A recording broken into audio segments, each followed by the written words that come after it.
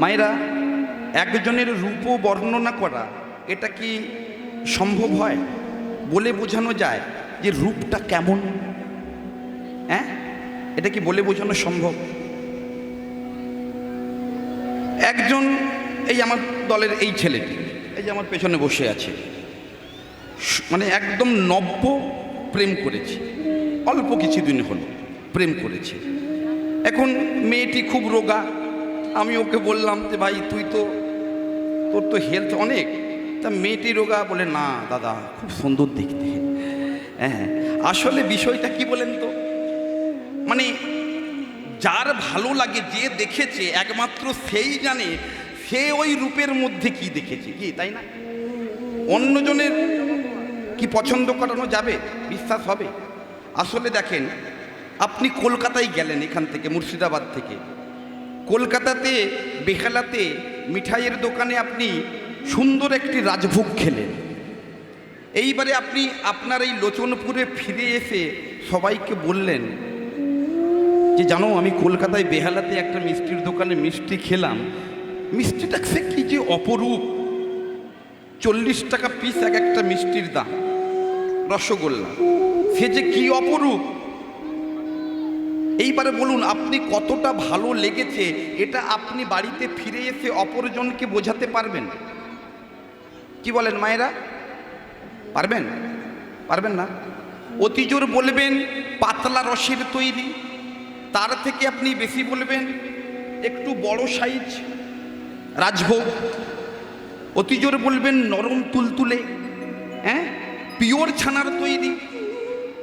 এর থেকে আপনি আর বিশেষ কি বলবেন যে আপনি তাকে বোঝাতে পারবেন আপনি মিষ্টিটা খেয়ে কতটা আনন্দ পেয়েছেন? কি মায়েরা, বোঝাতে পারবেন?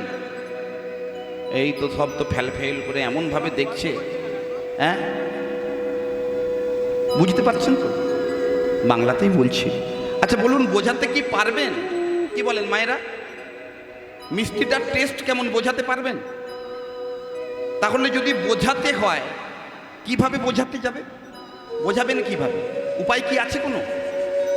কি মায়েরা, মিষ্টিটার স্বাদ কেমন এটা বোঝাতে গেলে কিভাবে বোঝাবেন? কি করতে হবে? এই রে, আস্তে একটু দাঁড়াও। মায়েরা একটু ভেবে নিক। কি গো মা, মিষ্টিটার স্বাদ কেমন বোঝাবেন কি করে? কলকাতা থেকে এখানে এসে বোঝাবেন কিভাবে? এই মিষ্টির স্বাদ কেমন এটা যদি বোঝাতে হয়, তাহলে ওই বেহালা থেকে আরেকটি রসগোল্লা এনে তাকে খাইয়ে দেখাতে হবে, তুমি খেয়ে দেখো স্বাদ কেমন। বলে বোঝানো সম্ভব নয়।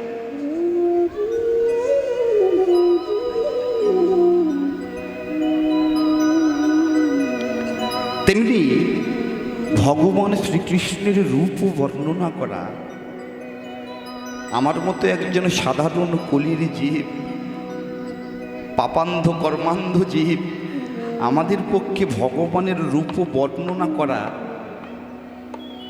এটা নিহাত ছেলে মানুষই ছাড়া অন্য কিছু না। এটা যদি দেখতে হয় তাহলে ওই রূপে একবার নয়ন দিতে হবে। বৈষ্ণব পদাবলিতে বলছে, মডমে লাগিল গোরা না যাইও পাশরা, নয়নে অঞ্জন হইয়া লাগিয়াছে পারা। আহা, এইদিকে দেখেন, ভগবান আমাদের প্রত্যেকের হৃদয় মন্দিরে বসে রয়েছে, অথচ সেই ভগবানকে আমরা তীর্থে তীর্থে মঠে মন্দিরে খুঁজে বেড়াচ্ছি। খুঁজে কি পাবো মায়েরা? হরে কৃষ্ণ। এইদিকে সবাই আমার দিকে তাকান, অন্য দিকে তাকানো যাবে না, এইদিকে তাকান। ভগবানকে মন্দিরে গিয়ে খুঁজলে পাবেন? আপনার মাঝে আপনি বিরাজে, খুঁজিয়া তাহারে নাও। তোমার মধ্যে ঈশ্বর আছে, তুমি খুঁজে পাচ্ছ না কেন? কারণ তুমি মায়ার সংসারে পড়ে গেছো। মা, এইদিকে খুব মন দিয়ে কথাগুলো শুনবেন। মায়ার সংসার। একদিন নারদমুনি ভগবান শ্রীকৃষ্ণচন্দ্রকে জিজ্ঞাসা করলেন, ভগবান, মায়াটা কি বস্তু এটা আমি জানতে চাই। এইদিকে মায়েরা, ঘাড় ঘোরানো যাবে না, ফিক্সড করে নিন একদম। হ্যাঁ, ফিক্সড করে নিন। ওই দেখবেন পাখাগুলো এইভাবে এইভাবে বাতাস দেয় না, হ্যাঁ, আপনাদের ঘাড়টা এইভাবে হচ্ছে, এইভাবে না, একদম ফিক্সড করে দিন, এই দিকে তাকিয়ে থাকেন। ভগবানকে নারদ মুনি জিজ্ঞাসা করলেন, ভগবান, মায়াটা কি বস্তু এটা আমি জানতে চাই। প্রশ্নটা করেছিলেন গভীর জঙ্গলের মধ্যে নারদ আর ভগবান দুজনে ঘুরতে গিয়ে। এমন সময় যখন জিজ্ঞাসা করলেন, ভগবান বলে উঠল, দেখো এই তীব্র গরমে প্রচণ্ড জল পিপাসা পেয়েছে, প্রচণ্ড জল পিপাসা পেয়েছে। এই পিপাসাতে আমার তৃষ্ণা নিবারণের জন্য আমাকে এক গ্লাস আগে জল খাওয়াও, তারপরে তোমার উত্তর দেব। এইদিকে মায়া, হরে কৃষ্ণ। দেখেছেন, ফাঁকি দেবেন না, ফাঁকি দিলে ফাঁকি পড়বেন, 100% গ্যারেন্টি। এবারে ভগবান যখন বলল যে এক গ্লাস জল দাও, নারদ মুনি কি করলো, ওই গভীর জঙ্গলে এই বন ওই বন চারিদিক খুঁজতে খুঁজতে কোথাও জল পেলেন না। শেষমেশ এক জায়গায় গিয়ে দাঁড়িয়েছে, একটা দেখলো দূর থেকে তালপাতার কুটির। তালপাতার কুটির মনে করলেন এটা গৃহস্থ বাড়ি, এখানে এক গ্লাস অন্তত জল পাওয়া যাবে। নারদ মুনি গিয়ে চিৎকার করে ডেকে উঠেছে, বাড়িতে কে আছো, আমাকে এক গ্লাস জল দেবে আমার প্রভুর জন্য।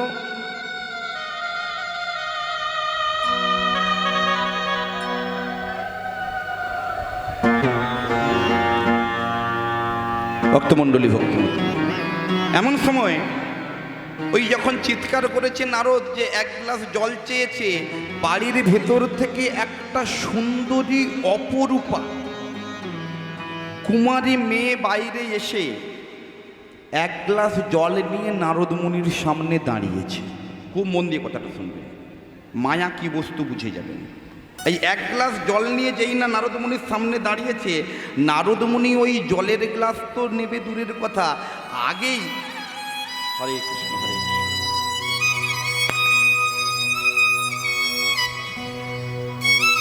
ওই জলের গ্লাস তো নেবে কি, নারদ মুনি হাত বাড়িয়ে দিয়েছে, অথচ যে মেয়েটা জল দিতে এসেছে তার মুখের দিকেই শুধু তাকিয়ে রয়েছে, অপলক দৃষ্টিতে, নয়ন সরছে না, রূপের দিকেই দেখে যাচ্ছে। এমন সময় ওই মেয়েটি বলে উঠল যে মুনিবর আপনি জলটা নিন। সঙ্গে সঙ্গে করজোড়ো করে নারদ মুনি বলে উঠল, কন্যা তুমি যে এইখানে থাকো, এই গভীর জঙ্গলে তোমার কি আর কেউ নেই? তখন মেয়েটি বলল, সে অনেক দুঃখের কথা, আমার জীবনটা তো দুঃখে গড়া, আমার কেউ নেই গো। বলে তুমি একাই থাকো?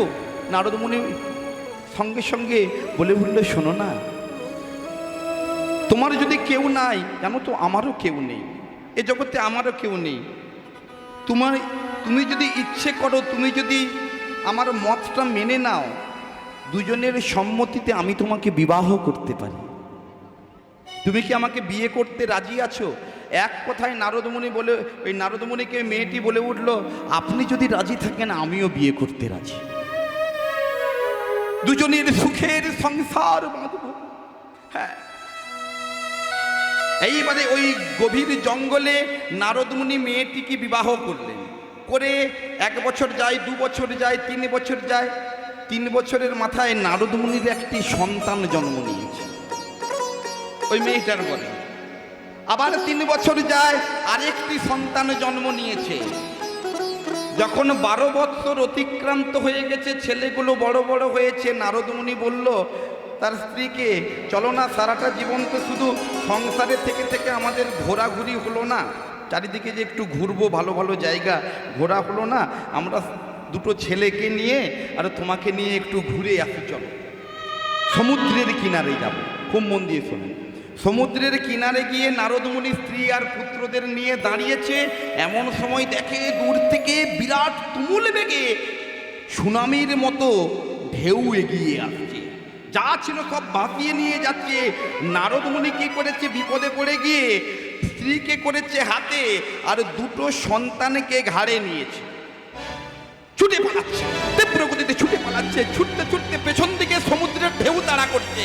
এমন সময় একটা তীব্র গতিতে ঢেউ এলো, কাঁধ থেকে একটা সন্তান পড়ে গেছে।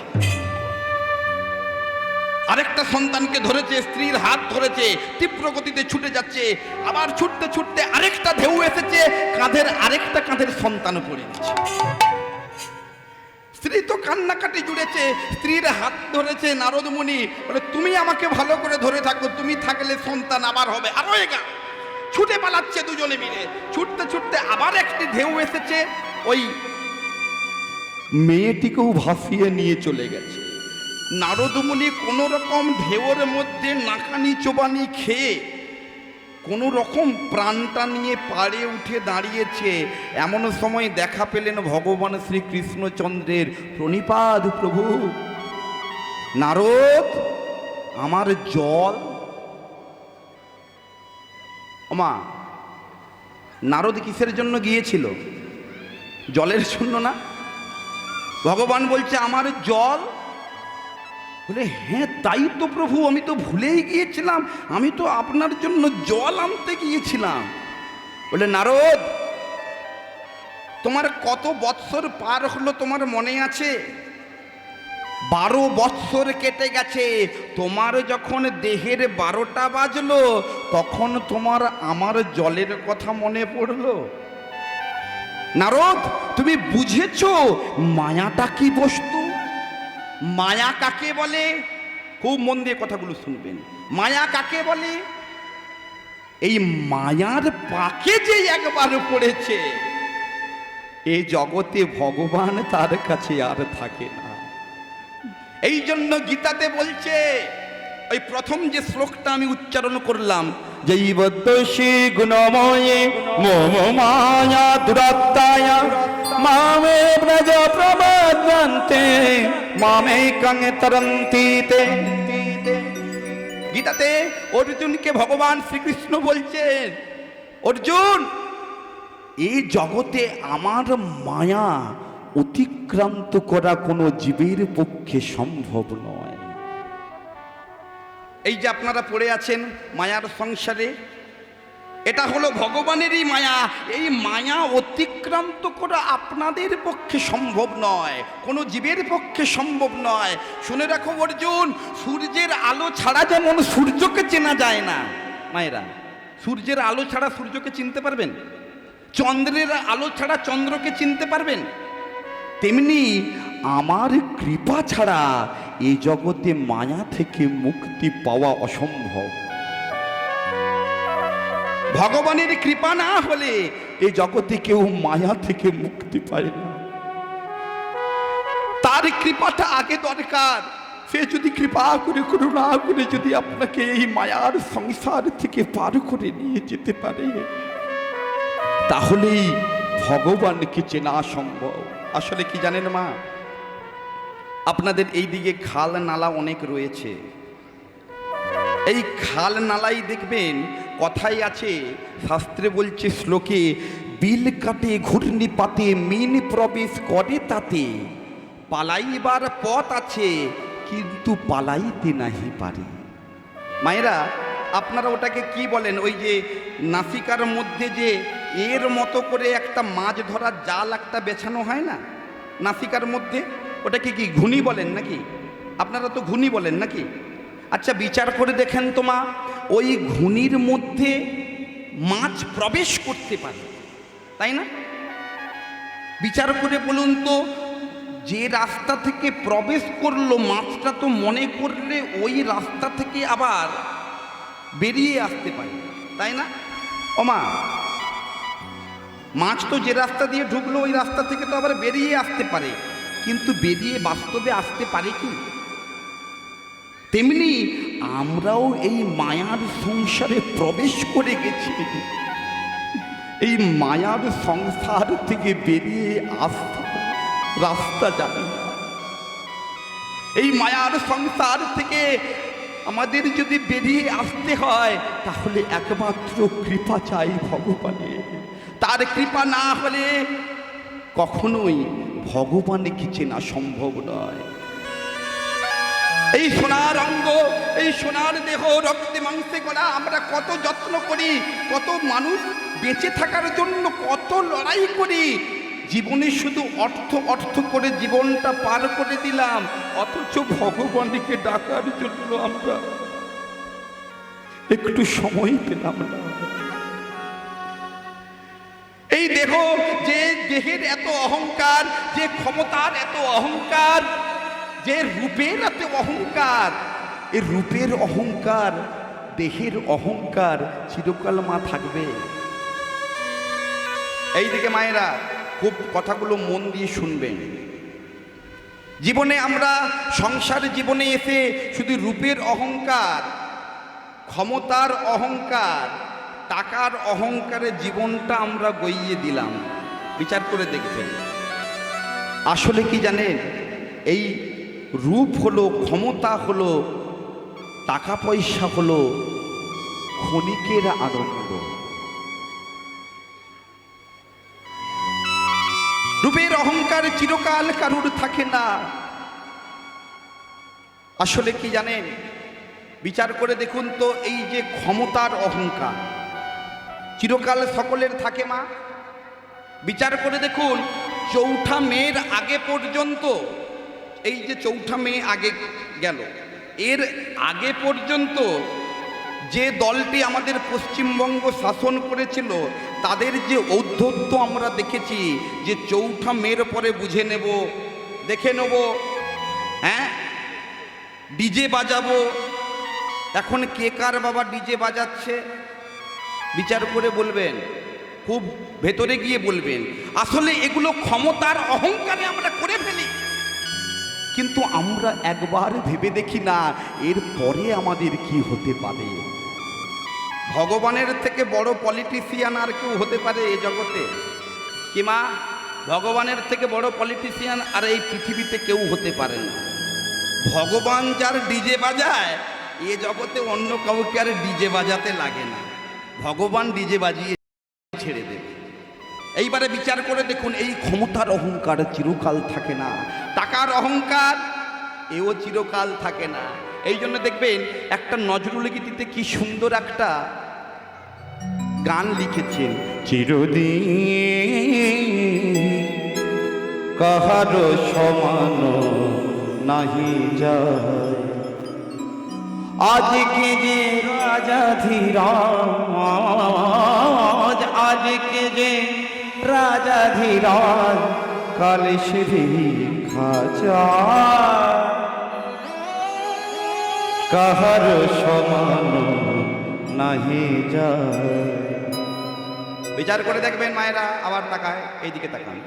অবতার শ্রীরামচন্দ্র, যিনি মা জানকীর পতি, তবু তার হইল বনবাস, রাবণ করে দুর্গতি, আগুনেও পুড়িল না, আগুনেও পুড়িল না, ললাটের লিখা হয়, কাহার সমান নাহি যায়। দেখেন, অবতার শ্রী রামচন্দ্র মা জানকীর প্রতি, তবুও সেই রামের হলো বনবাস, সেই সীতার হলো বনবাস, রাবণ করলো দুর্গতি, আগুনেও পুড়ল না সীতামাকে। যে রামচন্দ্র যার প্রতি, সেই সীতামাকে পর্যন্ত অগ্নি পরীক্ষা দিতে হলো, একবার নয় দুইবার। তাহলে এই কপালের লেখা ভগবান যা লিখে দেয়, এ কিন্তু চেঞ্জ হওয়ার নয়। তিনি যদি কৃপা করে আপনাকে পরিবর্তন করে, একমাত্র তার কৃপা ছাড়া সম্ভব নয়। আসলে এই দেহ একদিন নশ্বর, এ দেহ একদিন চলে যাবে, কিন্তু যেদিন যাওয়ার ডাক আসবে আমরা চলে যাব, কিন্তু রয়ে যাবে আমাদের কর্ম। কি জানেন, ও তোর সোনা রঙ্গ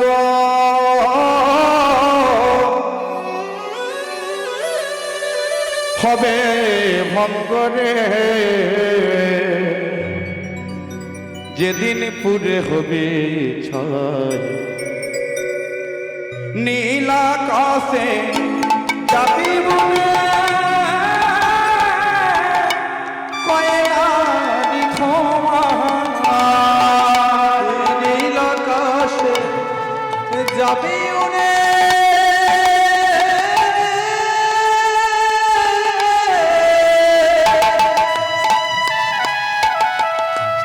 কইলারি ধোয়ায় ও তোর সোনা রঙ্গ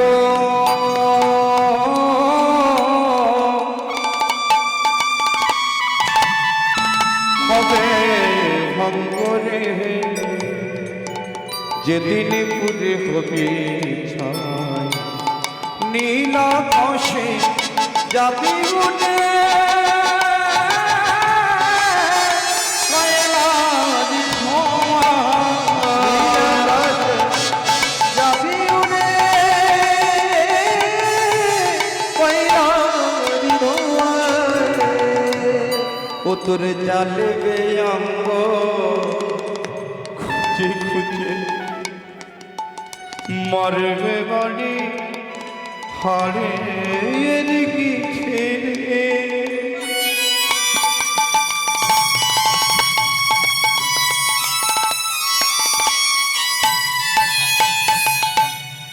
ও তোর জ্বালবে অঙ্গ খুঁজে খুঁজে বিচার করে দেখবে রান্না করতে গিয়ে একটুখানি যদি হাতে ছেঁকা লেগে যায়, ফোসকা পড়ে যায়, কত যত্ন নিই আমরা, কি নেই না মা? হ্যাঁ, রান্না করতে গিয়ে একটু ফোসকা পড়ে গেলে কত যত্ন নিই, অথচ বিচার করে দেখবেন যেদিন শ্মশান ঘাটে চিতার উপরে এই দেহটাকে তুলে দিলে সর্বাঙ্গ দাউ দাউ করে চলবে। আপন স্বজন সকলে সামনে দাঁড়িয়ে থাকে, 1 ঘন্টা 2 ঘন্টা 3 ঘন্টা অপেক্ষা করার পরে যে যার মতো চোখ মুছতে মুছতে বাড়ি চলে যাবে। 2-3 দিন পরে সবাই ভুলে যাবে আপনাকে। ও তোর জ্বালবে অঙ্গ খুঁজে খুঁজে মারবে বাড়ি হারে এদিকে ছেড়ে ও তোর পিঠের চামড়া যাবে ফেটে রে ও তোর পিঠের চামড়া যাবে ফেটে রে যেদিন পুরে হবি ছাই নীল আকাশে যাবি উড়ে কয়লারি ধোঁয়ায় নীল আকাশে যাবি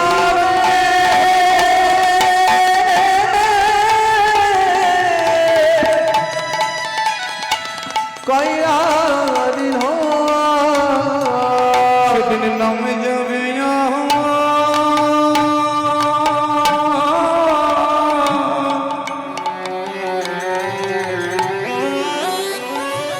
এই প্রাণ যাবে গো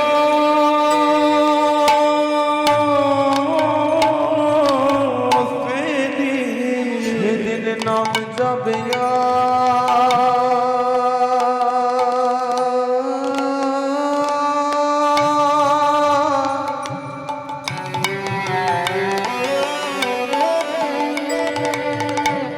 এই প্রাণ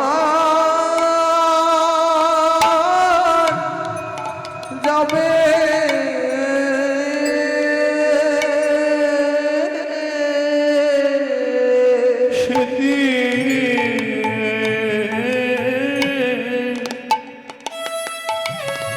সেদিন মোদের ওই নাম যাবে এই প্রাণ যাবে গো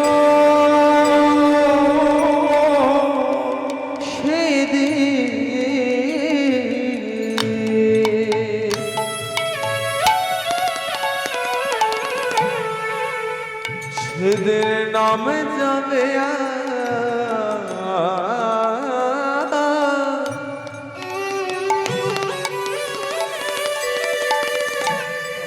এই প্রাণ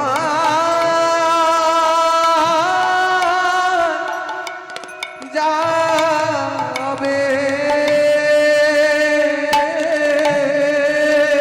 যেদিন ভবন দিয়ে পরে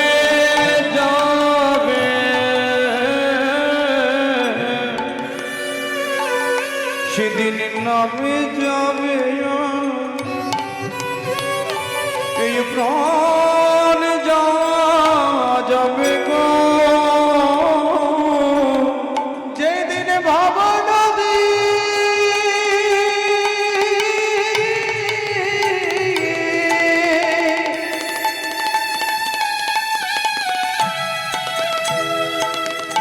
যেদিন ভাব নদী পারে যাবে নিতাই গৌর প্রেমানন্দে হরি বল হরি বল। যেদিন নাম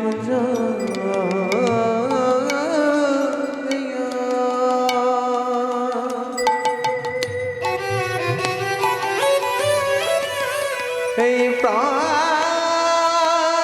যাবে ভক্তমণ্ডলী ভক্তিমতী মা, যেদিন যাওয়ার ডাক আসবে সেদিন আমরা চলে যাব, কিন্তু যাওয়াতে যাওয়াতে হয় যেন পার্থক্য। ভগবান আমাদের প্রত্যেকের দেহ মন্দিরে রয়েছে, সেই ভগবান আমরা খুঁজে পাই না। সেই ভগবানকে দেখার জন্য আমরা মঠে মন্দিরে ঘুরে বেড়াই। মায়েরা, একজন বৃন্দাবন যাত্রী বৃন্দাবনে যাওয়ার জন্য এটিএম থেকে কিছু টাকা পয়সা তুলে ট্রেনে উঠেছে রিজার্ভেশন কাউন্টারে। যেই না সিটে বসেছে, এমন সময় কিছুক্ষণ পরে একজন ইয়ং একটা ছেলে ওই বয়স্ক ভক্তের সামনে এসে বসে বলছে, বাবু কোথায় যাবে? সঙ্গে সঙ্গে করজোড়ে করে ওই ভক্ত বলে উঠলো, আমি বৃন্দাবনে যাব। মায়েরা, এইদিকে কুম্বন দিয়ে কথাটা শুনবেন। আমি বৃন্দাবনে যাব, মথুরাতে নামবো। বলে তাই?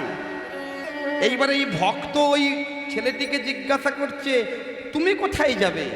সঙ্গে সঙ্গে ওই ছেলেটি বলে উঠলো, আমিও ওই মথুরায় নামবো। এইদিকে হরে কৃষ্ণ, আমিও মথুরায় নামবো। বলে ঠিক আছে, দুজনেরই যখন যাওয়ার পথ, তাহলে এই সিটটায় তুমি বসে যাও আর আমি এই সিটটায় বসে যাব। দুজনে কথা বলতে বলতে পৌঁছে যাব। এমন সময় মথুরা স্টেশনে নামার কিছুক্ষণ আগে করজোড়ো করে ওই ভক্তের সামনে গিয়ে ছেলেটি বলে উঠল যে, প্রভু আপনাকে আমি একটা কথা বলবার জন্য অনেকক্ষণ থেকে ভাবছিলাম। আসলে কি জানেন, আমি আসলে বৃন্দাবন যাত্রীই নয়। বলে, তুমি যে কি মাল আমি সেটা প্রথমেই অনুভব করতে পেরেছিলাম। তাই নাকি? বলে আসলে কি জানেন, আপনি তো এটিএম থেকে এইরকম একটা টাকা তুললেন, এতগুলো টাকা তুললেন, টাকাটা আপনি রাখলেন কোথায়? ব্যাগে তো রেখেছিলেন আমি জানি। সেই জন্যই আমি আপনার ওই টাকাটা চুরি করার জন্যই আমি এই আপনার সঙ্গে একই ট্রেনে উঠেছি। কিন্তু আশ্চর্যের বিষয় কি জানেন, আপনার টাকাটা আমি 3 দিন ধরে খুঁজলাম, এই টাকাটাই আমি খুঁজে পেলাম না। মনে মনে ভাবলাম 3টা দিন আমার বৃথাই নষ্ট হবে, তার থেকে অন্তত আমি এইটুকু জেনে নিই যে টাকাটা তো উনি তুললেন, রাখলেন কোথায়। এই রাখার কায়দাটা যদি আমি শিখে নিতে পারি, এর পরের বারে আর ভুল হবে না। সঙ্গে সঙ্গে ওই ভক্ত করজোড়ে করে বলল, আচ্ছা আসলে কি জানেন, দুজনেই পাশাপাশি সিটে আমরা শুয়েছিলাম। আমি যখন বাথরুমে যেতাম তুমি থাকতে আমার ব্যাগ লক্ষ্য করতে, আর তুমি যখন বাথরুমে যেতে আমি তখন থাকতাম ব্যাগ লক্ষ্য করতাম। আসলে কি জানো, ভক্ত যখন বাথরুমে যেত ওই ফাঁকা সময়টুকু ওই চোরটি ওই ভক্তের ব্যাগ যত রকমভাবে খুঁজেছে, টাকা পয়সা পায়নি। যখন ঘুমিয়ে গেছিল কোমরগুলো টিপে টিপে দেখলো, টাকা পয়সা পেল না। কিন্তু টাকাটা গেল কোথায়?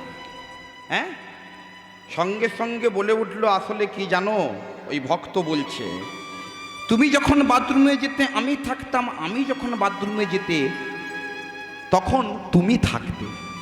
কি হয়েছে জানো, তুমি যখন বাথরুমে গিয়েছিলে তখন আমি আমার ব্যাগের টাকাগুলো আমার ব্যাগ থেকে আমি তোমার ব্যাগের মধ্যে ঢুকিয়ে দিয়েছি। হ্যাঁ, আমার ব্যাগের টাকা তোমার ব্যাগে ঢুকিয়ে দিয়েছি। আসলে আমি জানতাম তুমি বেটা চোর, তুমি আমার ব্যাগ খুঁজবে, তুমি তো নিজের ব্যাগ কখনো খুঁজবে না। কি, যে চুরি করবে সে কি তার নিজের ব্যাগে অপরের সম্পদ খুঁজবে? কি বলেন মা, কি বাবা, খুঁজবে? খুঁজবে না। আমার ব্যাগের টাকাগুলো আমি তোমার ব্যাগের মধ্যে ঢুকিয়ে দিয়েছি, তুমি বেটা আমার ব্যাগ খুঁজবে, কিন্তু তোমার ব্যাগ তো খুঁজবে না। দেখেন, আসলে আমরা আমার হৃদয়ের মাঝে গোবিন্দ লুকিয়ে রয়েছে, সেই গোবিন্দকে আমরা খুঁজতে পারি না।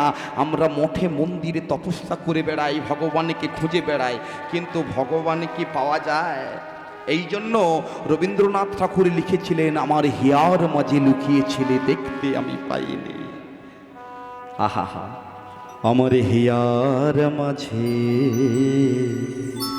লুকিয়েছিলে দেখিতে আমি পাইনি, তোমায় দেখতে আমি পাইনি। আহা, বাহির পানে চোখ মেলেছি, বাহির পানে আমার হিয়ার পানে চাইনি, আমার হিয়ার মাঝে লুকিয়েছিলে দেখিতে আমি পাইনি, তোমায় দেখতে আমি পাইনি। আজকে সেই গোরা রূপে নয়ন দিয়েছে বিষ্ণুপ্রিয়া দেবী। বিষ্ণুপ্রিয়া দেবী গোরা রূপে নয়ন দিয়েছে, সেই রূপে যে যখন থেকে দেখেছে তখন থেকে বিষ্ণুপ্রিয়া দেবীর আহার নিদ্রা সবই চলে গেছে। মায়েরা, এই গৌর হরির রূপ কে দেখেছে? দেখুন, শ্রীকৃষ্ণের রূপ বর্ণনা, তার আগে যদি গৌর চন্দ্রিকা করতে হয় গোরা রূপের বর্ণনা করতে হয়। এই গৌর রূপের বর্ণনা ছাড়া শ্রীকৃষ্ণের রূপ বর্ণনা করা যায় না বাবা। আজকে বিষ্ণুপ্রিয়া দেবী সেই গোরা রূপে নয়ন দিয়ে বেলি অবসান করে ঘরে এসে একাকী নয়নের জল ফেলেছে। যেন মরমে মরিয়া আছে, যেন মরমে মরিয়া আছে, যেন মরমে মরিয়া আছে, যেন মরমে মরিয়া আছে, মরমে মরিয়া আছে, যেন মরমে মরিয়া আছে। সনাতন তনয়া বিষ্ণু প্রিয়া, সনাতন তনয়া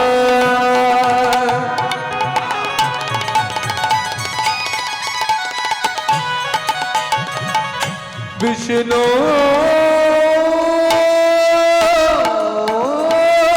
প্রিয়া, সনাতন তনয়া বিষ্ণু প্রিয়া, কারে লাগি কাঁদিছে, কারে লাগি কাঁদিছে, ওই সনাতন তনয়া বিষ্ণু প্রিয়া, সনাতন তনয়া বিষ্ণু প্রিয়া, কারে লাগি কাঁদি আছে, কারে লাগি কাঁদি আছে। বলি কিসের ব্যথা, বলি কিসের ব্যথা, তোর কেউ কিছু বলেছে নাকি কিসের ব্যথা, কেউ কিছু বলেছে নাকি কিসের ব্যথা। ভক্তমণ্ডলী, ভক্তিবতী মা, আজকে বেলি অবসানকালে গোড়ারূপে নয়ন দিয়ে মরমে মরমে নিজের নয়ন জল ফেলছে। এইবারে দেখেন, বিষ্ণুপ্রিয়া দেবীর প্রিয় বান্ধবী ছিল, প্রিয় বান্ধবীর নাম হলো কাঞ্চনা। কাঞ্চনা গিয়ে বিষ্ণুপ্রিয়াকে জিজ্ঞাসা করছে, ওরে প্রিয়া, কি হয়েছে তো? তুই তো গিয়েছিলি সুরধনী গঙ্গার তীরে জল আনবার জন্য, কিন্তু ওখান থেকে ফিরে আসার পরে তোর মরমে এত দুঃখ কিসের রে? বিষ্ণুপ্রিয়া দেবী একটাও কথা বলছে না।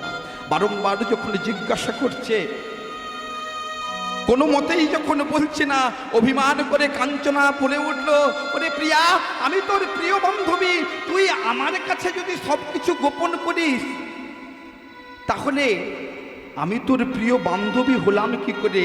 বান্ধবীর কাছে কি কেউ কোনো গোপন করে? তুই নিশ্চয়ই মনে মনে আমাকে বান্ধবী হিসাবে, সখী হিসাবে মেনে নিতে পারিস রে। আজ থেকে আমি এই যে গেলাম, আমি তোর সামনে আমার এই মুখটা দেখাবো না। এই বলে চলে যাবে, এমন সময় পেছন দিক থেকে হাতটা ধরে টেনে দাঁড়ালেন বিষ্ণুপ্রিয়া দেবী। হাতটা টেনে দাঁড়ালেন, ওরে কাঞ্চনা, ওরে কাঞ্চনা, আমি তো তোকেই বলবো সব কিছু, তুই ছাড়া আমার বলার মতো আর কেউ নেই। ওরে কাঞ্চনা, ওরে কাঞ্চনা, আজ বেলিয়া বসান কালে আমি সুরধনী গঙ্গায় জল ভরিবারে গিয়েছিলাম। সেই জল ভরিবারে গিয়ে আমি এক রূপের মানুষ দেখলাম। ওরে কাঞ্চনা রে, ওরে কাঞ্চনা, ওরে কাঞ্চনা। দেখেন মায়েরা, খুব মন দিয়ে জায়গাটা শুনবেন। গল্পটা আসলে দুঃখটা কোথায়? ওরে কাঞ্চনা, আজকে বেলি অবসানকালে আমি কক্ষে একটি গাঘরি নিয়ে সুরধনী গঙ্গায় জল ভরবার জন্য গিয়েছিলাম, কিন্তু কি হয়েছে জানিস? আমি জল ভরবার জন্য সেই সুরধনী গঙ্গার ঘাটে নামবো, এই দূর থেকে দেখতে পেলাম সুরধনীর জলে একটা সোনার কমল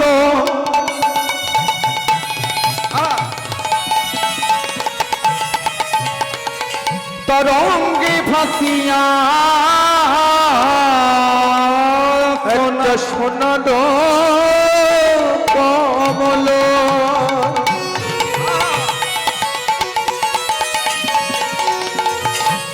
তরঙ্গে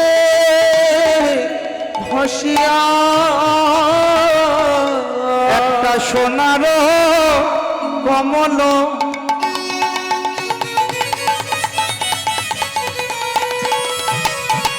তরঙ্গে ভাসিয়া ভাসিয়া ভাসিয়া যাহা। ও, তুই সোনার কমল দেখতে পেলি? ওরে কাঞ্চনা, আমরা এই জগতে অনেক প্রাকৃতিক কমল দেখতে পাই, কিন্তু আমার মনটা হরে নিল ওই সোনার কমল। দেখলাম আমি সুরধনী গঙ্গার জলে নামবো, এক পা দু পা করে দেখলাম অদূরে একটি সোনার কমল ভেসে ভেসে চলে যায়। আর ওই সোনার কমল দেখে আমি মনে মনে ভাবলাম কি জানিস? আমার পিতার নাম হলো সনাতন। এই সনাতন, দেখেন মায়েরা, এই বিষ্ণুপ্রিয়া দেবীর যে বাবা, ইনি ছিলেন পরম বিষ্ণু ভক্ত এবং নিয়ম করে প্রতিদিন একটা করে পদ্ম ফুল কমল, একটা করে পদ্ম বিষ্ণুদেবের চরণে তিনি অর্পণ করতেন প্রতিদিন। এইদিকে, হ্যাঁ এইদিকে, কি অর্পণ করতেন? কি দিতেন? কি দিতেন? না না না, ওই ওনাকে বলছি। হ্যাঁ, ফাঁকি দিচ্ছেন। আমি কিন্তু যখন তখন কোশ্চেন করব, ফাঁকি দিলে কিন্তু হবে না, পরে বলবেন যে কি যে হলো, একটু করে দিয়ে চলে গেল। আসলে এদিকে যদি মন না থাকে, হৃদয়ে প্রেমও জন্ম হবে না, আর গোবিন্দের রূপও দেখা হবে না, তখন লাস্টে ওই আসা যাওয়াই সার হবে। হ্যাঁ, ওই আসা যাওয়াই সার হবে। ঘরে ঘুম হচ্ছে না, এখানে একটু এলাম, একটু গল্প গুজব হলো, সবার সঙ্গে দেখা হলো। হ্যাঁ, কি তাই তো নাকি? ওই যে অনেক দেখছি আমি এই আসার মধ্যে দেখলাম প্রচুর মানুষ ঘোরাঘুরি করছে, ওরা ঘুরতে এসছে, ওরা কীর্তন শুনতে আসে, ঘুরতে এসছে, খাওয়া দাওয়ার ব্যবস্থা আছে, তো সেবাতেই হলো, বেশ ভালোই হবে। এইভাবে কিন্তু আসা যাওয়া, আমরা মানবকুলে এসেছি, আমরা আসার সময় এসেছি, কিন্তু যাওয়ার রাস্তাটা যদি সঠিক পাকা না করতে পারি তাহলেই কিন্তু জীবনে গণ্ডগোল। হ্যাঁ, এই গাছে উঠিয়ে দিয়ে মই কেড়ে নেওয়ার মতো অবস্থা হবে। খুব মন দিয়ে কথাটা শুনবে। আমার পিতা হলো বিষ্ণু ভক্ত, প্রতিদিন নিয়ম করে একটা করে পদ্মফুল বিষ্ণুর চরণে দেয়। আর আমার পিতা যেহেতু বিষ্ণু ভক্ত, পদ্মফুল দেয়। আজকে আমি যখন দেখতে পেলাম অদূরে একটা সোনার কমল ভেসে যাচ্ছে, মানে স্বর্ণ কমল, ওই সোনার কমলটা যদি আমি আমার পিতার হাতে একবার দিতে পারি, আমার পিতা ওই সোনার পদ্মফুলটা সেই বিষ্ণুর চরণে দিতে পারবে, ভগবানের সেবাই লাগবে। বাবাকে দেওয়ার জন্য আমি পদ্ম ফুলটা তুলব বলে ঘাটের ওপরে, দেখেন মায়েরা, খুব গল্পটা খুব মন দিয়ে শুনবেন, একটা দুটো তিনটে চারটে করে ধাপি রয়েছে ঘাটে নামতে গেলে। যে ঘাটে একটা ঘাটের ধাপিতে সোনার কলসিটা রেখেছে, রেখে আস্তে আস্তে যমুনা, ওই গঙ্গার সুরধুনী, গঙ্গার জোয়ারটা বাড়ছে। যখন জোয়ার বাড়ে একটা করে ধাপি ডুবতে ডুবতে ওপরের দিকে জল উঠে আসে। যে ধাপিতে কলসিটা রেখেছে ওই ধাপি থেকে নেমে স্বর্ণ কমল তোলার জন্য গেছে। স্বর্ণ কমল তোলার জন্য এক কোমর জল, এক গলদেশ জলে নেমে গেছে। সোনার কমলটা তুলতে গিয়েই চমকে সর্বনাশ, সর্বনাশ। যেটাকে সোনার কমল মনে করে তুলতে গেল, আসলে এটা সোনার কমল নয়, সোনার বরণ গোড়া। সোনার বরণ গোড়া, সেই গোড়া রূপে সেই বদনটুকু আসলে কি জানেন? খুব মন দিয়ে ব্যাপারটা শোনেন। একজন মানুষকে পদ্ম ফুলের মতো হয়, বিচার করে বলুন তো, যুক্তি দিয়ে কথা বলতে হবে। দেখেন, আমার গৌর ভগবান ছিলেন 16 কলায় পরিপূর্ণ। এই রূপের দিক থেকে 16 কলায় পরিপূর্ণ। আকাশের চাঁদ সে 15 কলা, কিন্তু আমার গৌর হলেন 16 কলায় পরিপূর্ণ। আমার গৌর হরির অঙ্গে 4টি ফুল, 4টি ফল, 4টি পশু, 4টি পাখি ছিল। 4টি ফুল কি? এই শুধু 4টি ফুলের বর্ণনাটা করব। কুন্দ পুষ্প সমহাস্য বর্ণ চম্পক সাদিসনম, জবা ফুলের মতো গায়ের বর্ণ ছিল। পাদ পদ্ম জবা কুষ্ম, মহাপ্রভুকে পায়ে আলতা লাগাতে হতো না। মায়েরা যেমন পায়ে আলতা পরেন, আলতা পরতে হতো না, এমনি চরণটা লাল টকটকে। পাদ পদ্ম জবা কুষ্ম, মুখ পদ্ম চতুষ্ঠায়। দেখেন, এই উত্তর গোষ্ঠ লীলা যখন আপনারা আস্বাদন করেছিলেন, ওই ধুলায় ধূসর অঙ্গ গদ গদ ভাস, এরাদা মোহন পদ করত হিহাস। মহাপ্রভু ওই ধুলায় গড়াগড়ি দিয়ে হরিনাম প্রচার করতেন, কখনো কখনো আনন্দে, কখনো কখনো দুঃখে। কি বলেন জানেন তো মায়েরা? তাহলে সারাদিন এই যে ধুলায় গড়াগড়ি দিল, সারা অঙ্গে তো ধুলো লেগে রয়েছে। এই যখন বেলি অবসান কাল হয়, তখন মহাপ্রভুর নাম বিতরণ যখন বন্ধ থাকে, সন্ধ্যেবেলায় তো গৃহে ফিরতেন, ওই তখন কি করতেন? সুরধ্বনি গঙ্গায় একটা লম্বা স্নান করতেন অনেক সময় ধরে। আর তিনি কি করতেন? এই সর্বাঙ্গটা, সেই দিন সর্ব অঙ্গটা জলের তলায়, শুধু মুখটুকু জলের উপরে ভেসে রয়েছে। আর শাস্ত্র এমনিতেই বলছে মুখ পদ্ম চতুষ্ঠায়, মহাপ্রভুর মুখটা ছিল পদ্ম ফুলের মতো, সর্ব অঙ্গটা নিচে আর শুধু মুখটুকু জলের উপরে উঠে আছে। আর ওই পদ্ম ফুল মনে করে বিষ্ণুপ্রিয়া দেবী যেই না হাত দিয়ে তুলতে গেছে, মহাপ্রভুর গালে হাত পড়ে গেছে। লজ্জা, এ কি করলাম আমি? এই যে রূপে নয়নে দিয়েছে, কি এমন রূপ! ওই রূপে নয়নে দেওয়ার পরে সঙ্গে সঙ্গে কাঞ্চনা জিজ্ঞাসা করছে, তা না হয় বুঝলাম সোনার বরণ তুই গোড়ার রূপে নয়ন দিয়ে তুই পদ্ম ফুল মনে করে ভুল করেছিস। আর কি হলো, তুই যে জল আনতে গেলি, আসলে কি জানিস কাঞ্চনা, আমি যে সোনার কলসিটা নিয়ে জল আনবার জন্য গিয়েছিলাম, ওই স্বর্ণ কলসিটা যে ধাপের মধ্যে আমি রেখেছিলাম, সুরধনী গঙ্গার জোয়ারে সেই সোনার কলসিটাও ভেসে চলে গেল। ওরে কাঞ্চনা, আমার সব গেল, সব গেল। না পেলাম সোনার কমল, আর না পেলাম আমার নিজের সোনার কলস। তাহলে কি তুই জল ভরে আনিসনি? ওরে কাঞ্চনা, আমি জল ভরে এনেছি, আমি জল ভরে এনেছি। আসলে ওটা ওই সোনার কলসি নয়, আমি নয়ন কুম্ভ ভরে জল ভরে এনেছি।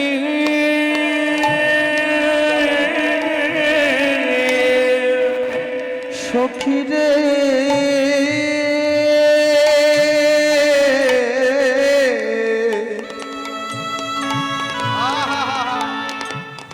আমি নয়ন কুম্ভ ভরে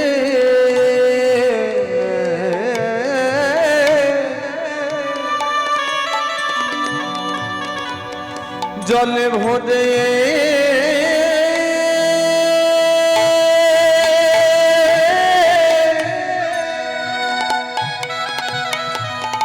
ভরে এনেছি।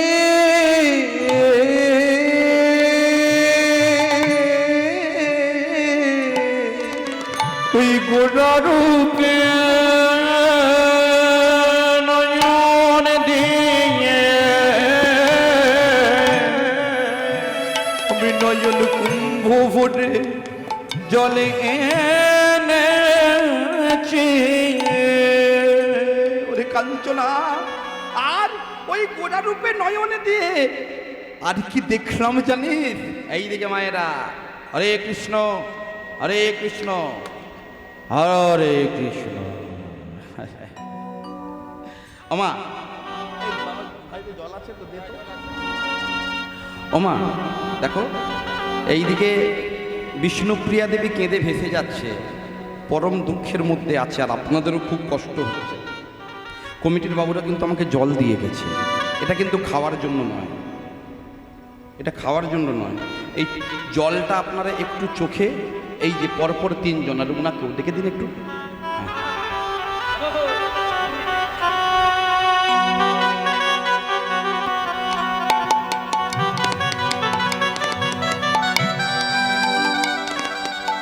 হ্যাঁ মা, একটু চোখে দিয়ে নাও।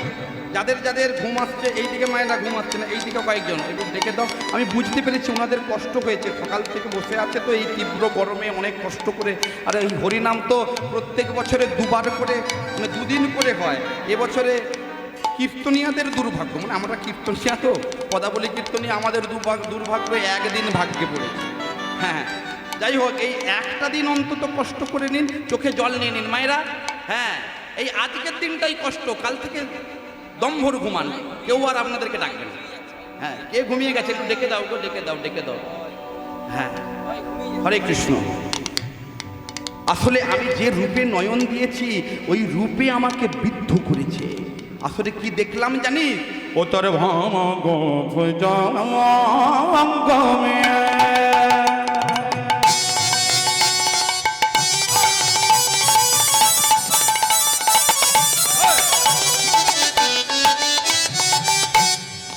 তোর ভগ ভুজঙ্গমে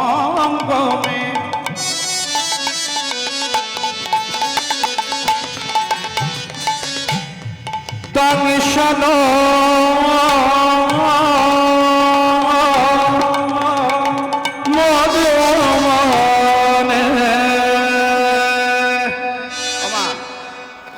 অনেকে দেখবেন মায়েরা, অনেক মায়েদের মধ্যেও আছে, অনেক বাবাদের মধ্যেও আছে, দেখবেন জোড়া ভুরু, দেখেন না?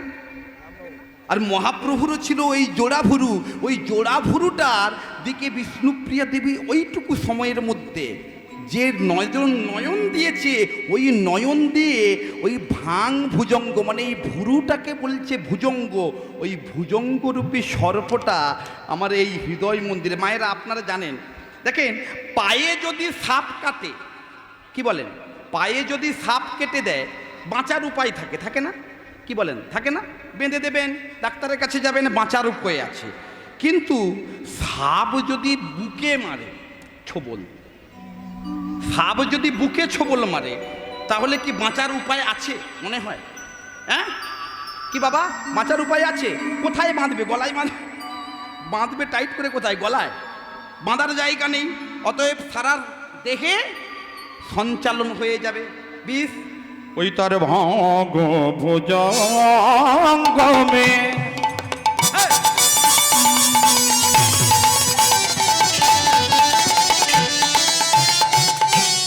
দংশন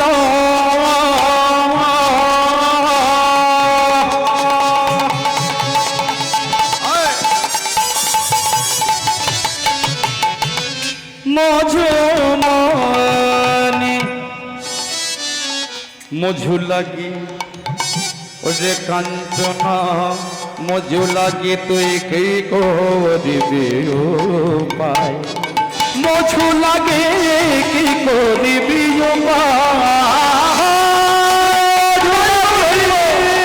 লাগে লাগে মঝু লাগে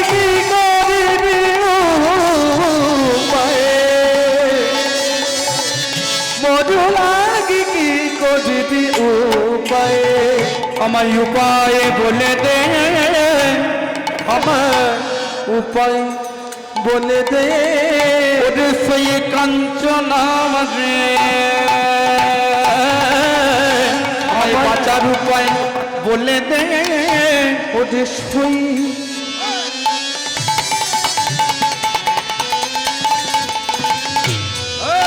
কাঞ্চনা রে, আমার বাঁচার উপায় বলে দে,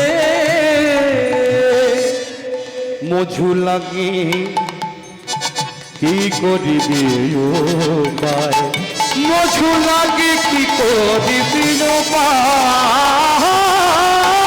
মঝু লাগি মঝু লাগি কি করিবি উপায়, মঝু লাগি কি করিবি উপায়। ওরে কাঞ্চনা, সেই ভাঙ ভুজঙ্গ দর্শন করে আমার এমন দশা হয়েছে, আর তারপর থেকে আমার কি অবস্থা জানিস? আমি যদি জলের ভেতরেও যদি ডুবে বসে থাকি, তাও আমি আমার ওই গোড়ার রূপ দেখতে পাই। মায়েরা, আসলে চৈতন্য চরিতামৃতে বললেন, কৃষ্ণ যার অন্তরে বাহিরে, অন্তরে বাহিরে যাহা যাহা নেত্র পরে, তাহা কৃষ্ণ স্ফুরে, তাহা কৃষ্ণ স্ফুরে।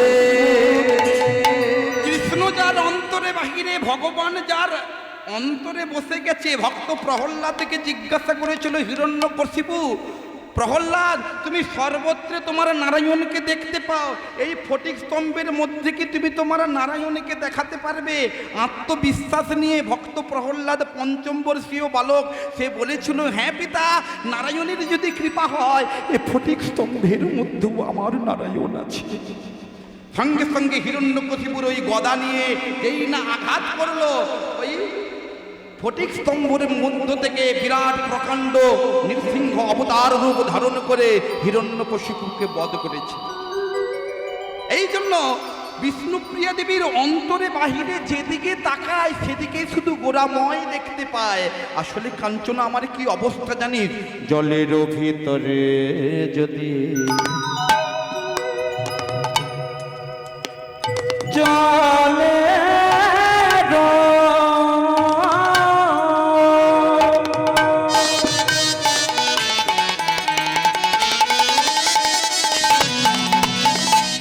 ভিতরে যদি আমার গোরা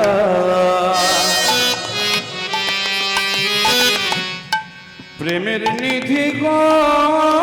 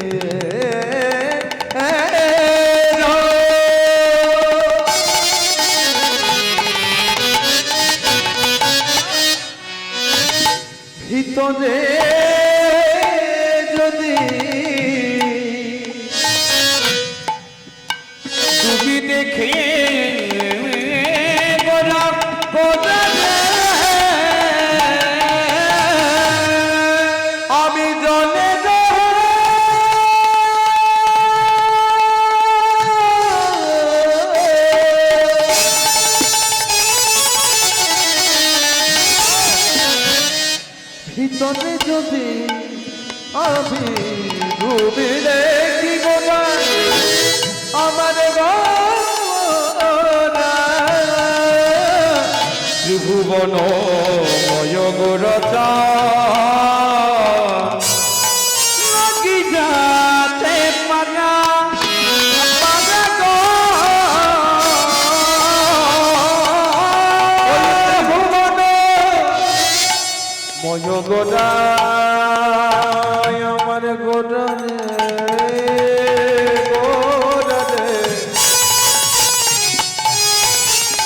লাগি গেছে পাড়া পাড়া লাগিয়াছে পাড়া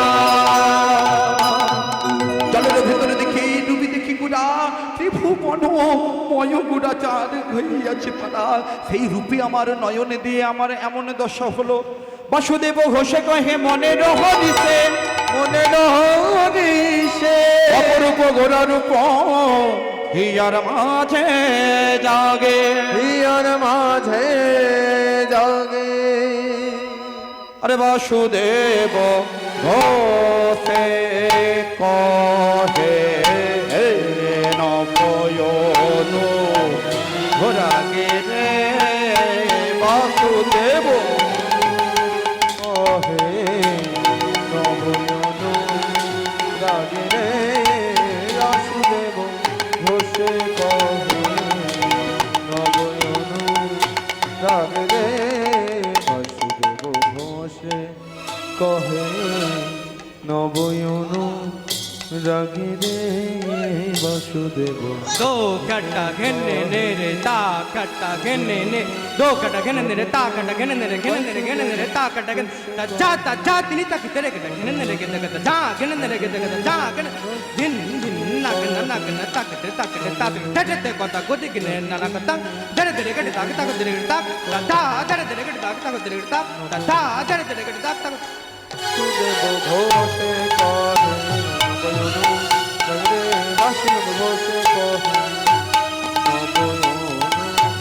রাগে রে বাসুদেব ঘোষে কহে নবয়নু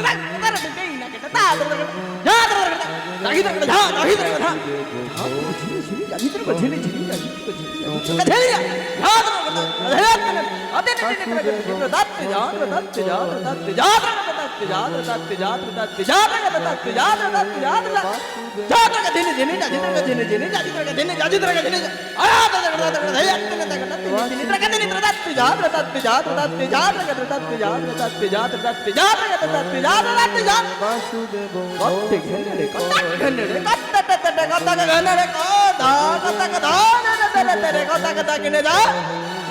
বাসুদেব ঘোষে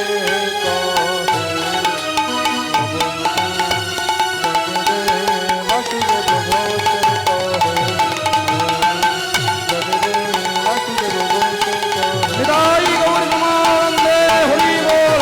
ঘোষে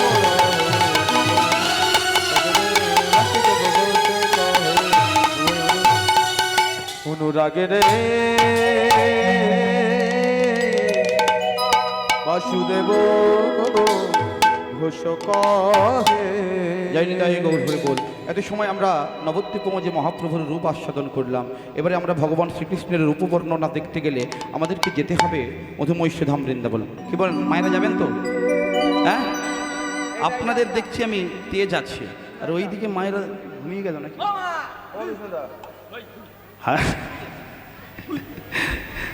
অনেকের তেজ ডাউন হয়ে গেছে। আমা এদিকে, হ্যাঁ আমা যাবেন না? এদিকে যাবেন না? বৃন্দাবন বৃন্দাবন যাবেন না? সবাই চলে গেছে একদম, কিছু করার নেই। এই আসরটা আমি প্রথমেই এসে বললাম না, এই রাতের আসন মানে এরকমই, কিছু উপায় নেই। আচ্ছা মায়েরা সকলে যাবেন তো আপনারা নাকি? হ্যাঁ, কারা কারা যাবেন না একটু উলুধ্বনি করেন তো। নিতাই গৌর প্রেমানন্দে হরি বল।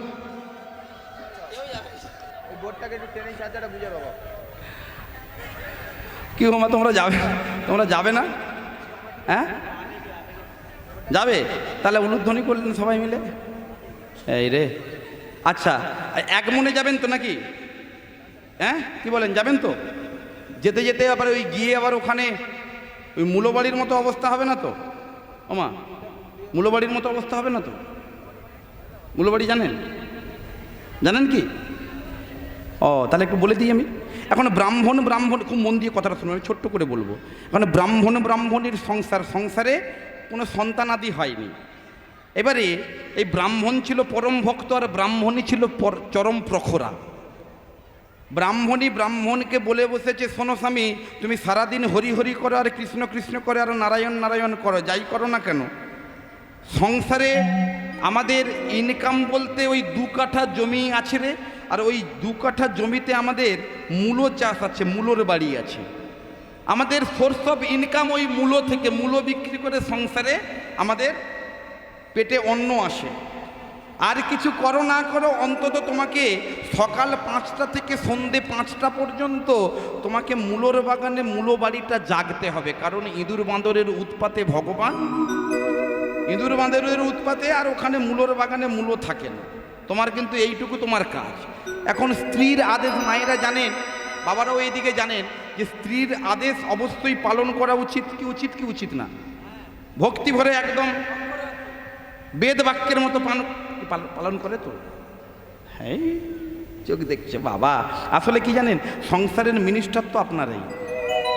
হ্যাঁ, যে যত যাই পারে করুক, লাটাই ঘড়ি যতই আকাশে উড়ুক, লাটাই আপনাদের হাতে। হ্যাঁ, এই সঙ্গে সঙ্গে যেই না বলে যে শোনো এই কাজটা তোমাকে করতে হবে, না হলে কিন্তু আমি সংসারে থাকতে পারবো না। এখন স্ত্রীর আদেশ, এখন ওই ভক্ত কি ফেলতে পারে? বলে ঠিক আছে, তাহলে আমি আজ থেকে আমি মূলোর বাগান জাগবো। এখন ব্রাহ্মণ পরম ভক্ত, সদা সর্বদা নাম জপ করে। ব্রাহ্মণ দেখলো যে মূলোর বাগানে তো আর কোনো কাজ নেই, শুধু মূলোর বাগানটা জাগা, কেউ যাতে না চুরি করে। বাকি সময়টা সে কি করে, ওই মূলোর বাগানে বসে বসে দিন রাত এক করে শুধু ভগবানকে ডাকে, হে ভগবান তোমাকে যেন আমি দেখা পাই। দীর্ঘদিন ধরে এই মূলোর বাগানে ডাকতে ডাকতে এমন সময়, মায়েরা খুব মন দিয়ে কথাটা শুনবেন, ডাকতে ডাকতে এমন সময় ভগবান চতুর্ভুজ নারায়ণ রূপে ওই ভক্তের কাছে দেখা দিয়ে বলল, বলো ভক্ত কি চাই, আমার কাছে বর প্রার্থনা করো। সঙ্গে সঙ্গে ওই ভক্ত করজোড়ে করে বলে উঠল, প্রভু বর যদি দিতেই হয় আমাকে এই বর দাও, আমি যেন সশরীরে গোলক বৃন্দাবনে, গোলক বৈকুণ্ঠে আমি তোমার চরণে স্থান পাই। বলে এইটুকু সশরীরে তুমি যেতে চাও? ঠিক আছে, আমি তোমাকে আশীর্বাদ করব, কিন্তু আশীর্বাদ করার আগে আমি তোমাকে বলে যাই, এই কথা তুমি অন্য কাউকে যেন বলো না। এই কথাটা তুমি অন্য কাউকে বলতে পারবে না, এটা শুধু তুমি জানবে। আগামীকাল সকাল 10টার সময় এই মূলোর বাগানে একটা পুষ্প রথ আমি গোলক বৃন্দাবন থেকে পাঠিয়ে দেবো। ওই রথে করে চড়ে তুমি সশরীরে বৈকুণ্ঠে চলে আসবে। এই তো ভগবানের দেখা যখন পেয়ে গেছে, আর কি কিছু দরকার আছে? সূর্যাস্ত হয়ে গেছে, ব্রাহ্মণ তাড়াহুড়ো করে ঘরে গেছে। ঘরে গিয়ে পাহাড় ধুয়ে সন্ধ্যান্নিক সেরে আহার আদি সেরে তাড়াতাড়ি রাত 9টার মধ্যে ঘুমিয়ে গেছে। এইবারে দেখেন, আপনারা ভালো করে জানেন মূলো চাষ কোন সময় হয়? গরমকালে, শীতকালে। এইবারে দেখেন শীতকালে 9টার সময় যেই না শুয়ে পড়েছে, ব্রাহ্মণের সংসার তো, ব্রাহ্মণী এক লেপের মধ্যে ঘুমিয়েছে। যখন ঠিক 1টা-1.5টা বাজে, ব্রাহ্মণ শুধু ছটফট করছে, এদিকে একবার ঘুরে আর ওদিকে একবার ঘুরে। আর যত দেখবেন শীতকালে জানবেন, এক লেপের মধ্যে যদি 2জন ঘুমায়, একজন যদি পাল বিদড়ায় আরেকজনের কি ঘুম হবে? কি গোমা, ঘুমাবে না। এই ব্রাহ্মণ যত পাশ মারামারি করছে, ব্রাহ্মণী একবারে খেঁচে উঠেছে, কি হয়েছে? রাত এখন 1টা বাজে, তোমার কি এখনো পর্যন্ত চোখে ঘুম নেই? কি হয়েছে তোমার? এখন ব্রাহ্মণীর ঘাগাড়ে ব্রাহ্মণ একদম ভয় পেয়ে গেছে। না, একটা কথা বলবো বলে ভাবছিলাম, না থাক, বলতে মানা আছে। এইবারে মায়েরা, এই বলবো বলে না বলা কথা যদি না বলে, বলবো বলে না থাক, মায়েরা আপনারা ছেড়ে দেন কি? ওই যত সময় না ওই খবরের পোস্টম্যাডাম হচ্ছে, তত সময় পর্যন্ত ছাড়া নেই। ওই খবরটা নিয়েই ছাড়বে। বলে তুমি বলবে কিনা বলো, কে তোমাকে মানা করেছে? তুমি বলবে কিনা বলো আগে। বলে না না না বলতে, বলে তুমি বলবে কিনা বলো। তুমি যদি না বলো তাহলে দেখো এই আমি উল্টো দিকে ঘুরে শুলাম। এইটাতে সিদ্ধ হস্ত মায়েরা, হ্যাঁ ব্যাস সঙ্গে সঙ্গে ব্রাহ্মণ ভাবে এই রে সেই যখন চলে যাব বউটাকে কাঁদিয়ে দিয়ে যাব, তার থেকে নাহলে আমি বলি শোনো তোমাকে আমি বলবো এই কথাটা তুমি যেন অন্য কাউকে বলো না। বলে ঠিক আছে স্বামী আমি কাউকে বলবো না। বলে বলো।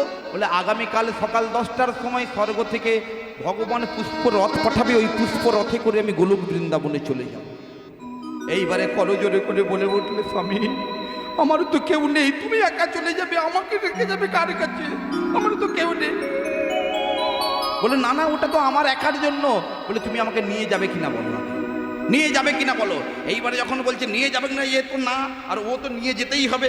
সঙ্গে সঙ্গে যখন নিয়ে যাবে না বলেছে আবার বলে আমি উল্টো দিকে। বলে না না দাঁড়াও দাঁড়াও দাঁড়াও, আমাকে উল্টো দিকে ঘুরে শুতে হবে না, তোমাকে নিয়ে যাব।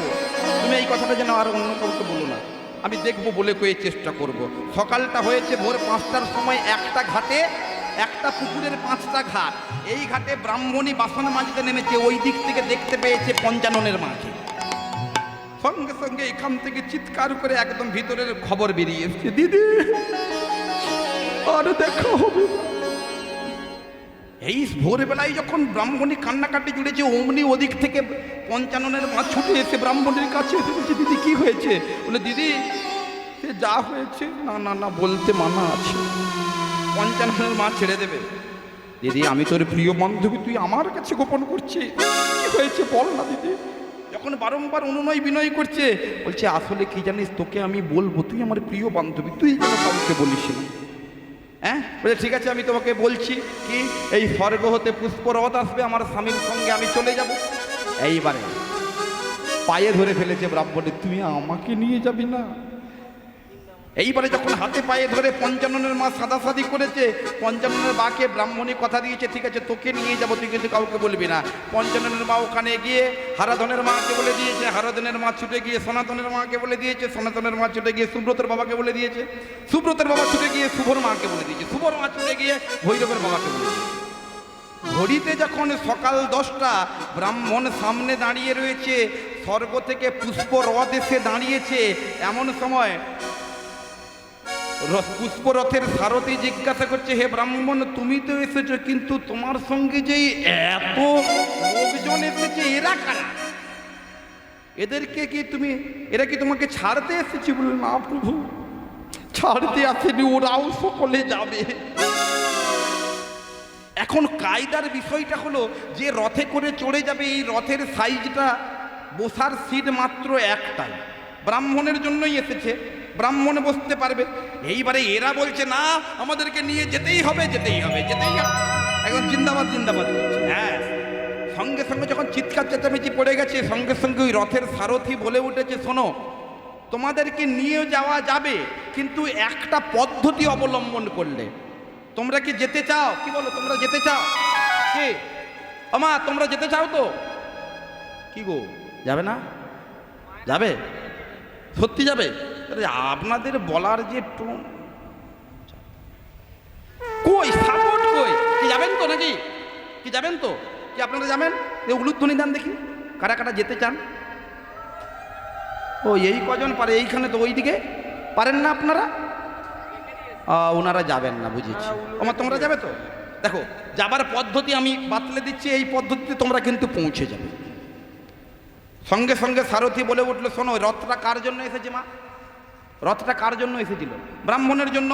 তাহলে ব্রাহ্মণ আগে চেয়ারে বসবে, সিটে বসবে। এইবারে ব্রাহ্মণের পরে জানতে পেরেছে কে? ব্রাহ্মণী। এটা তো পুষ্পরথ, আস্তে আস্তে উপরের দিকে উড়ন্ত অবস্থায় উঠবে, ব্রাহ্মণের পায়ে ধরে ঝুলবে ব্রাহ্মণী,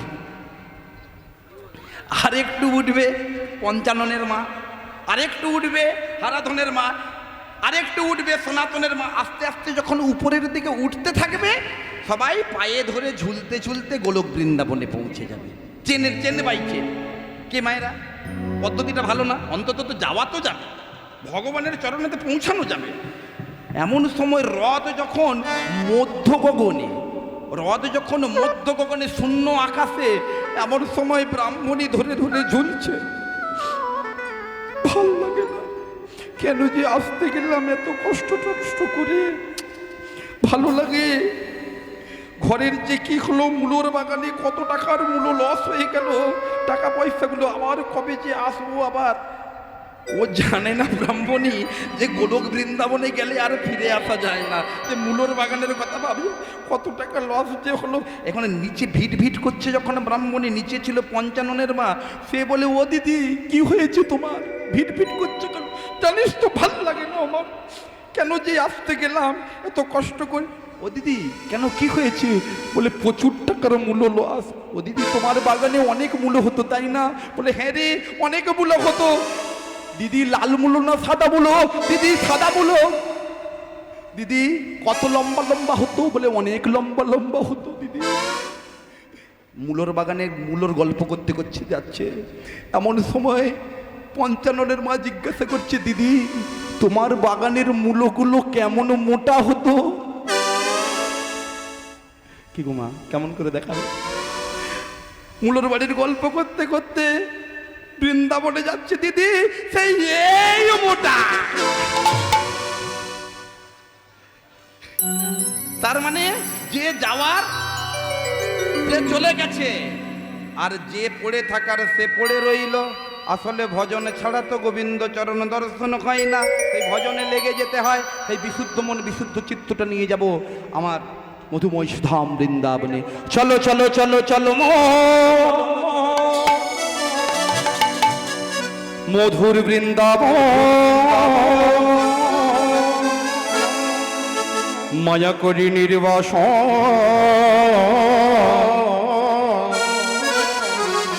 ধাম করি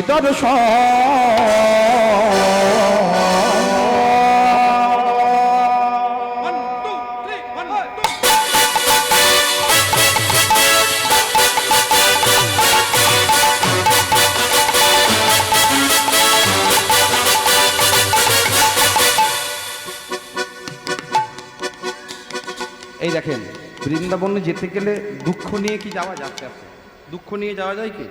হ্যাঁ, তাহলে আপনারা যেমনভাবে করতালি দিচ্ছে, আমার কিন্তু এইবারে এই গানটি লাগাবো। হরিদিন তো গেল সন্ধ্যা, এইভাবে হবে। যত রাত্রি হবে তত একটু গরম না দিলে কিন্তু হবে না। হাতগুলো প্রত্যেকে, একজনও বাকি রাখবেন না, প্রত্যেকে তোলেন তো, প্রত্যেকে তোলেন, আসলে তোলেন। কই কই হাতগুলো একদম ভিড় পিড়িয়ে। বাবা আপনাদের কাছে আমি করজোড়ে করে নিবেদন করব, কেউ বাদ থাকবেন। এই দিকে সামনের মায়েরা, এই ও মামা তোমাকে আবার স্পেশাল কেন? হ্যাঁ পুরোটা, একেবারে হালকা নয়, পুরো। আরে আসতে কেন, জোরে তোলো। হ্যাঁ জোরে তুলতে হবে, এখানে হাত তোলা ছাড়া এটাই এই হরি বলা আর বাহু তোলা এটাই তো আমাদের কাজ নাকি? মহাপ্রভু সেই জন্য পাঠিয়ে, কি হলো হাত নামাতে বলিনি। আসলে কি জানেন, স্কুলে যখন পড়াশোনা করে বাচ্চারা দেখবেন অন্যান্য ইতিহাস ভূগোল বিজ্ঞান সব কিছুর পাশাপাশি একটা সাবজেক্ট থাকে শরীর শিক্ষা, তাই না? পিটি থাকে না, তাই তো? সেখানে কি হয়, কি হলো নামিয়ে দিলেন কেন? একটু মা তুলতে হবে, তুলে রাখতে হবে। আমি তুলে রেখেছি তোমরা নামিয়ে দিচ্ছ। এই দেখেন এই শরীর শিক্ষাতে কি করা হয় বলুন তো? এই করো, এই করো, এই করো, হ্যাঁ এগুলো করলে কি হয়? হাতগুলো তুলে রাখেন, কি হয়? শরীরটা ভালো থাকে। দেখেন কীর্তনের আসরে আপনারা সেই সকাল 5টা থেকে বসতে বসতে কিন্তু অবস্থা খুবই খারাপ। এই বসতে বসতে যদি একটু ব্যায়াম ট্যায়াম করা যায়, এইভাবে একটু হাত ঝেড়ে ঝেড়ে, তাহলে কি হবে? কেটে কনকন করবে তো নাকি? হাতটা কনকন করবে। আসলে কনকন মানে যন্ত্রণা যদি শুরু হয় তাহলে কি ঘুম আসবে? মায়েরা কি হল, হায় হাত নামিয়ে দিচ্ছ কেন গো? তোমাদের মুর্শিদাবাদের মায়েরা এত দুর্বল নাকি? তোলো তোলো তোলো তোলো। হ্যাঁ এইবারে দেখেন এই যন্ত্রণা যদি একবারে হৃদয় মন্দিরে উঠে যায়, কৃষ্ণ প্রেমের যন্ত্রণা, আর রাতের বেলা ঘুম আসবে। এই জন্য হাতগুলো তুলে একটা চেড়াক চেড়াক শব্দ হবে হাতগুলোতে। হ্যাঁ হ্যাঁ প্রত্যেকে তুলেন। চলো চলো চলো চলো মোহন মধুর বৃন্দাবন, মায়া করি নির্বাসন, চলো চলো চলো চলো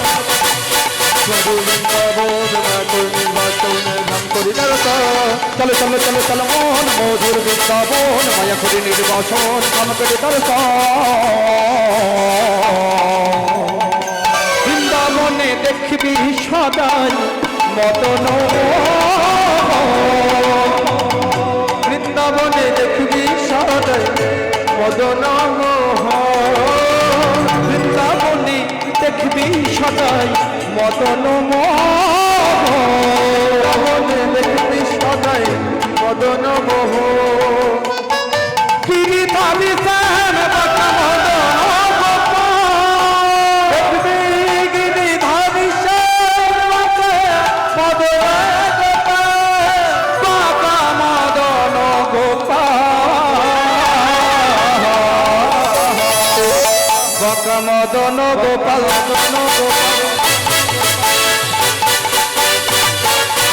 চলো চলো চলো চলো মন মধুর বৃন্দাবন মায়া করে নির্বাসন ধাম করে দর্শন চলো চলো চলো চলো মন মধুর বৃন্দাবন মধুর নির্বাসন ধাম করে দর্শন দেখবি মা যশোদা পিতানন্দ যত সখা যশোদা পিতানন্দ যত সখা মা যশোদা পিতানন্দ যত সখা যশোদা পিতানন্দ যত সখা পিতাম সুদাম নাম বসুদাম যত ভাবিগ পিতাম সুদাম নাম বসুদাম যত ভাবিগ যত ভাবিগ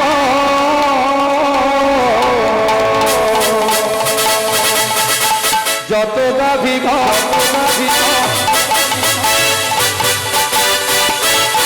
চলো চলো চলো চলো মন মধুর বৃন্দাবন মায়া করে নির্বাসন ধাম করে দর্শন চলো চলো চলো চলো মন মধুর বৃন্দাবন মায়া করে নির্বাসন ধাম করে দর্শন চলো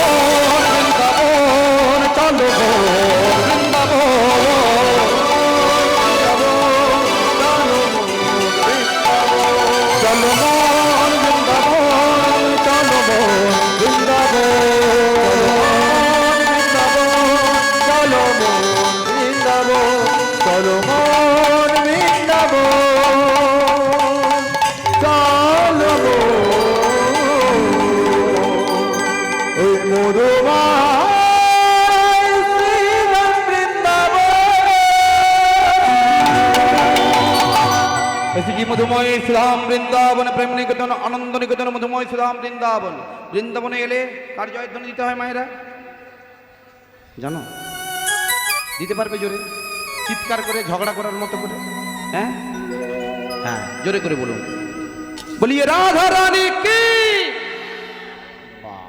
এই ধ্বনি